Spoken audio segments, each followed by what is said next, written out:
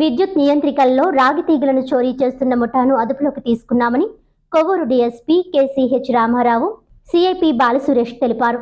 దేవరపల్లిలోని diamond జంక్షన్లో మంగళవారం మధ్యాహ్నం ఎస్ఐ శ్రీహర్రావు సిబ్బందితో వాహన తనిఖీలు చేస్తున్నారు.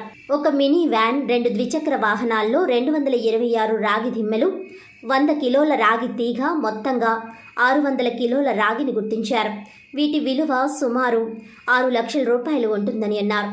చోరీకి సంబంధించి 4గురిని అదుపులోకి తీసుకున్నారు. నిందితులు పి గన్నవరం మండలం పెదపూడికి చెందిన సుంకర సతీష్, జగ్గంపేట మండలం రామవరానికి చెందిన కొమ్మిరెడ్డి దుర్గా, ఎన్ నాగేంద్రబాబు, నెల్లూరి లోవరాజుగా గుర్తించారు. విద్యుత్ నియంత్రికలు పగలగొట్టి అందులోని రాగి తీగను చోరీ చేస్తుంటారు. సతీష్ ఇటీవల తాడేపల్లిగూడెంలోని డంపింగ్ యార్డ్ వద్ద ఉన్న ఓ దుకాణంలో రాగి తీగను దొంగిలించాడు. దాన్ని కరిగించి ఒక్కో దిమ్మ కిలో నుంచి 2 కిలోలు వచ్చేలా 226 దిమ్మలను తయారు చేయించాడు.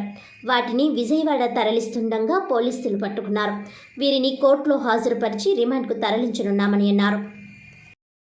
దేవరపల్లి పోలీస్ స్టేషన్ వారు మన డైమండ్ జంక్షన్ సెంటర్లో వాహన తనిఖీ చేస్తా ఉండగా ఈరోజు మధ్యాహ్నం 2:30 సమయంలో ఒక వెహికల్లో చాలా ఈ కాపర్ వైర్ సంబంధించి దాదాపుగా ఒక 600 కేజీలు కాపర్ వైర్ వచ్చేసి 100 కేజీలు, 226 కాపర్ దిమ్మలు, సుమారు వచ్చేసి ఒక్కో దిమ్మ సుమారు వచ్చేసి 1.5 నుండి 2 కేజీలు పురుగుల తీసుకుని ఒక వెహికల్లో తీసుకుని వెళ్తా ఉండగా ఈరోజు పోలీసు మన శ్రీహరి, మన దేవరపల్లి ఎస్ఐ శ్రీహరి గారు వాళ్ళ అందరూ కలిసి పట్టుకున్నారు.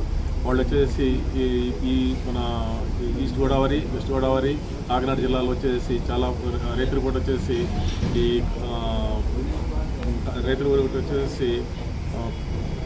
పొలాల్లో ట్రాన్స్ఫార్మర్ నుంచి కాపర్ వైర్ దొంగలించేసి తీసుకెళ్ళేసి తాడేపల్లిగూడెంలో పెట్టుకుని తాడేపల్లిగూడెంలో నుంచి ఈరోజు వచ్చేసి విజయవాడకి తీసుకెళ్ళి అమ్ముకుందామని చెప్పేసి అని ఇవన్నీ తీసుకెళ్తా ఉన్నారు. తీసుకెళ్తా ఉంటే చాకచక్యంగా మన ఎస్ఐ గారు, దేవరపల్లి ఎస్ఐ గారు సిబ్బంది, ఇన్స్పెక్టర్ గారు వీళ్ళు కలిసి ఈరోజు వీటిని పట్టుకోవడం జరిగింది.